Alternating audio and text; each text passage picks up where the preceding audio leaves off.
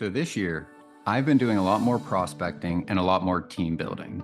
And when you're training new or existing team members, it's really hard not to think about leadership. So in this week's video, I'll be discussing how to train and lead your team members to growth and success this year.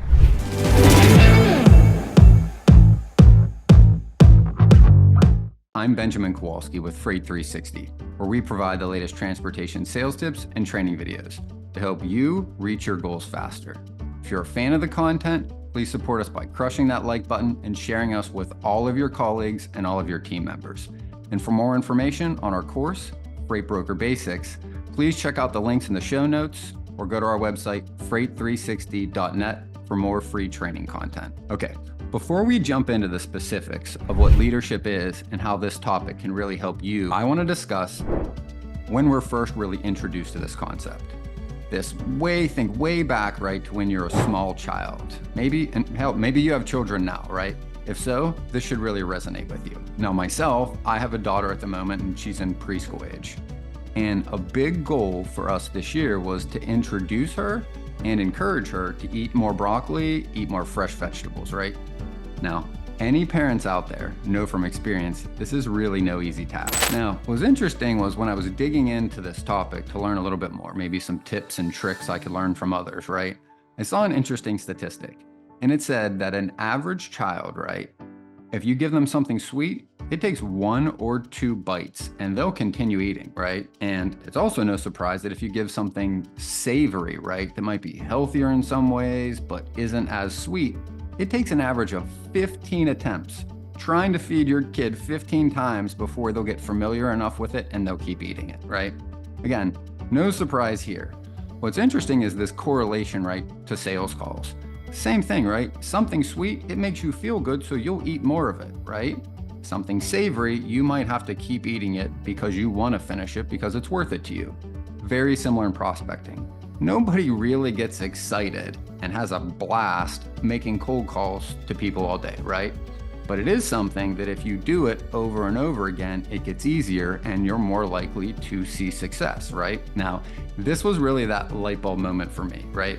What I was really thinking about was when I grew up, it was a popular sentiment that children should do what their parents say, not necessarily what their parents do, right? Sound familiar? Do as I say, not as I do. And I'm also guessing that you've heard similar things from managers or so-called team leaders throughout your career. The people that don't necessarily do, or at least haven't done it in a long time, actually leading by example. They do is they ask their followers, employees, or team members to do as they say, not as they do. Well, as this relates the same topic to children, it's much harder to get your children to eat something that they don't see you eat or enjoy. So rather than follow in, previous generations' footsteps, I decided that the best way to teach my daughter to eat healthier is by first setting that example. I will do the thing and I will lead. And sure enough, within a few days, maybe a week, of my wife and I eating a lot of broccoli, my daughter began asking for us to give her more veggies, right? So success, big win. Now, this same thing happens on sales floors and freight brokerages all over the country. Managers espousing to be leaders are doing nothing more than telling their employees to do what they say, not what they do.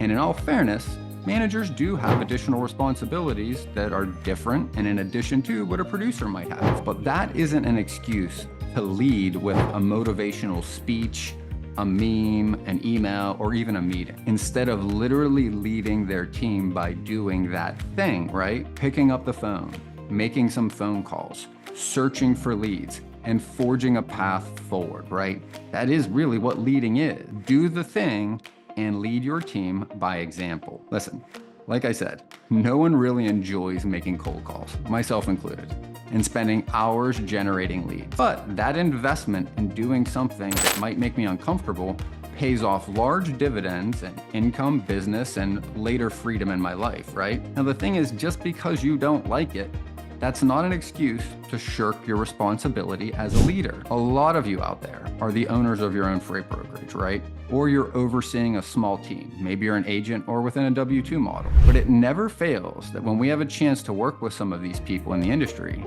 What they tell us is the first people they want to hire are the salespeople, right?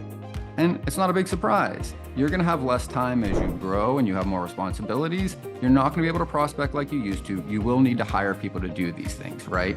And there's nothing wrong with spending resources to build out larger teams to do more business development and grow. Where these decisions go sideways, however, is what comes after the hiring, right? That person that is hiring, right? Maybe it's the CEO, the owner, the manager, or the team leader, right?